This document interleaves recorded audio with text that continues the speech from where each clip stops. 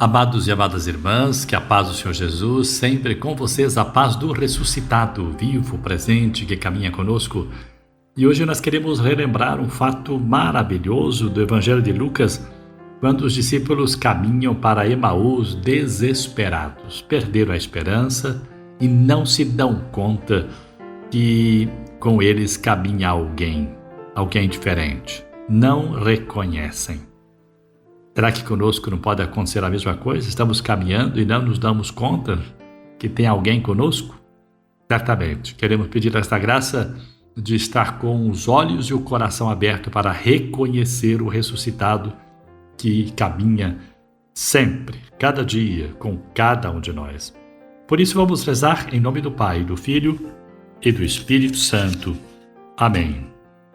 Ó Deus, nosso Pai, que nos alegrais todos os anos com a solenidade da ressurreição do Senhor, concedei-nos pelas festas que celebramos nesta vida, chegar um dia às eternas alegrias. Ó Maria, Mãe Imaculada, intercedei por nós. Ave Maria, cheia de graça, o Senhor é convosco. Bendita sois vós entre as mulheres e bendito é o fruto do vosso ventre, Jesus. Santa Maria, Mãe de Deus, rogai por nós pecadores agora e na hora de nossa morte. Amém. Ó Maria, concebida sem pecado, rogai por nós que recorremos a vós.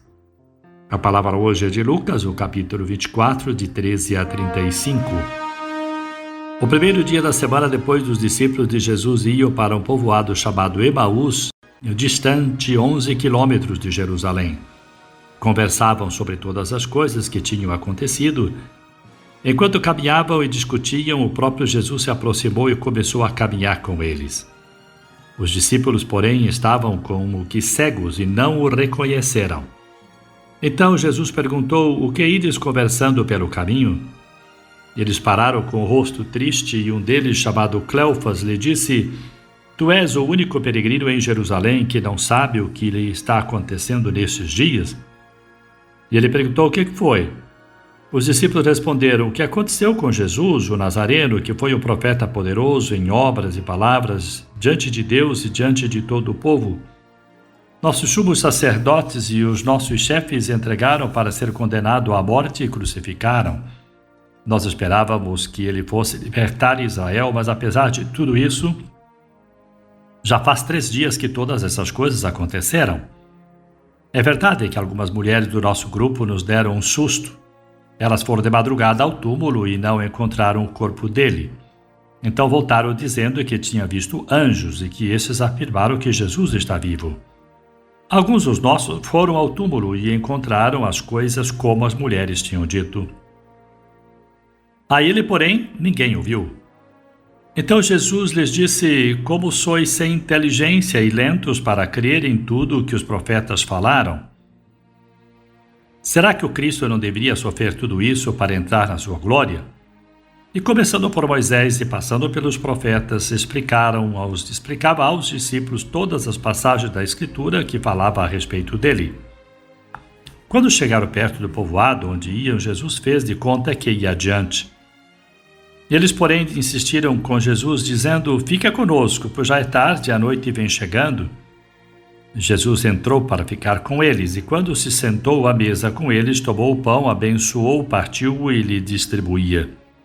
Nisso os olhos dos discípulos se abriram, e eles reconheceram Jesus. Jesus, porém, desapareceu da frente deles.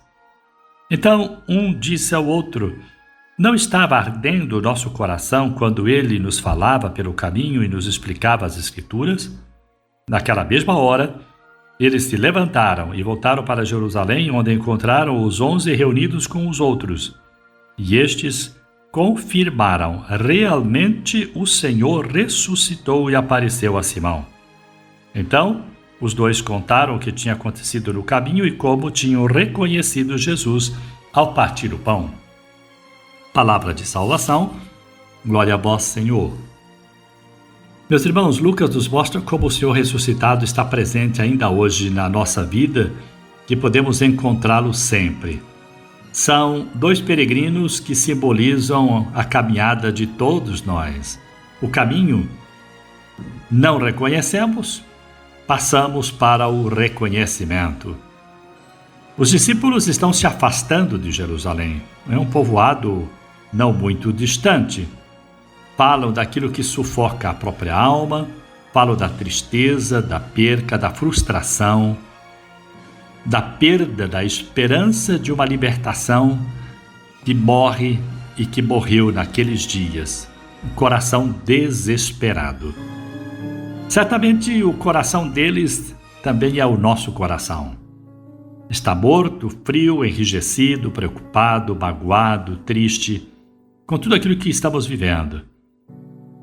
Não conseguimos reconhecer Jesus. Jesus que está na nossa estrada, no nosso caminho.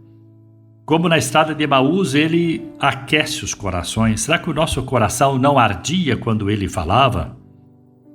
É Jesus que vem nos aquecer o nosso coração, limpar os nossos olhos, tirar as nossas lágrimas, limpar nossa visão, a partir da palavra da Sagrada Escritura que ouvimos, que lemos e ouvimos pelo rádio, pelos meios de comunicação. É a palavra do Senhor que nos faz encontrar. Ele está onde? Onde podemos encontrá-lo? Temos que repetir como Paulo, na primeira carta aos Coríntios, no capítulo 16, versículo 22, vem, Senhor Jesus. Ele se aproxima de cada um de nós, de todos nós, como se aproximou dos discípulos de Emaús. Jesus está conosco, caminha conosco. Ele é peregrino e missionário nas estradas da vida, das nossas casas, nesta parada, nesse isolamento, nessa quarentena.